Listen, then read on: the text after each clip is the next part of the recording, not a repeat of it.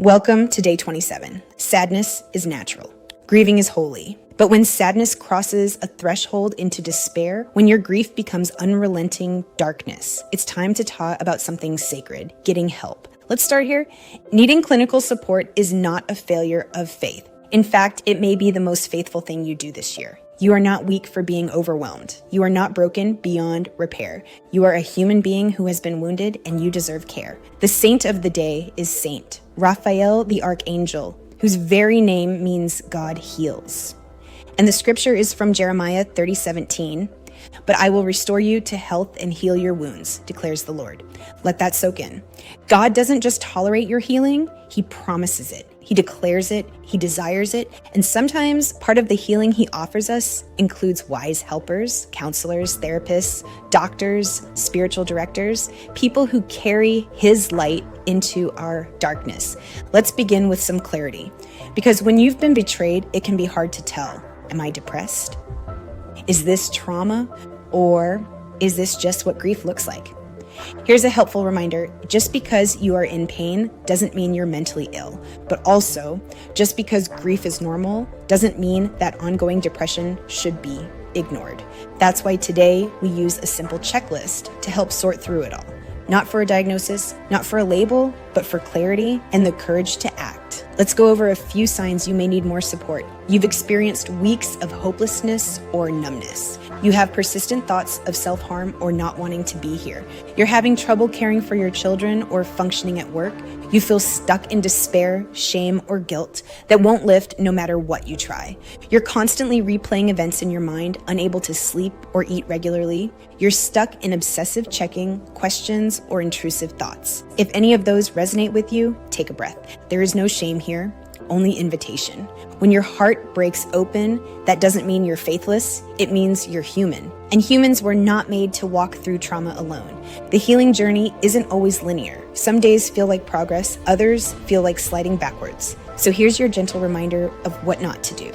Don't rush the process. Don't expect a straight line forward. Don't assume that setbacks mean failure.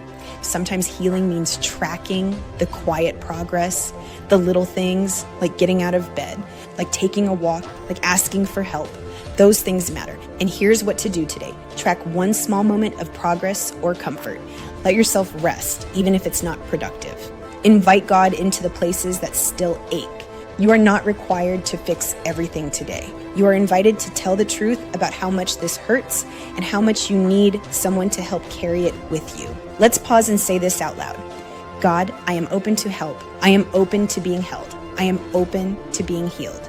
If you're not sure how to begin getting help, there's a whole page in your workbook that gives you the words. You don't have to know the diagnosis or sound polished or confident. You can walk into a doctor's office or a therapy room and simply say, I'm going through something really hard and I'm not okay.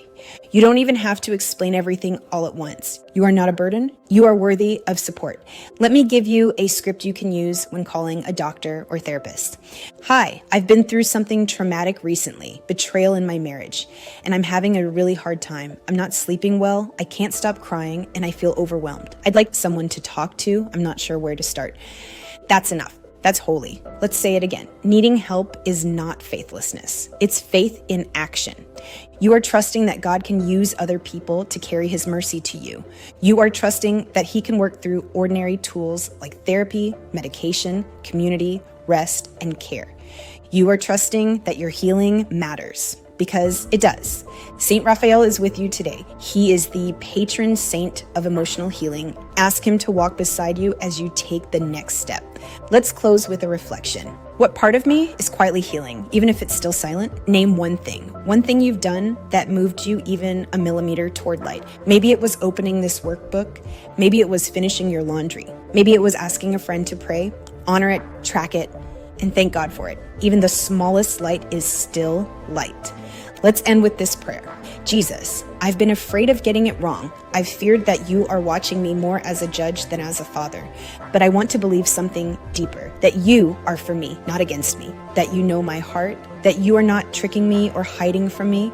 Replace my fear with truth. Replace my shame with peace. Teach me to walk in mercy, not measurement. One small step at a time, I trust you to lead me to freedom. You are not alone. You are not beyond hope. You are still God's beloved. And today, getting help might be the holiest thing you do.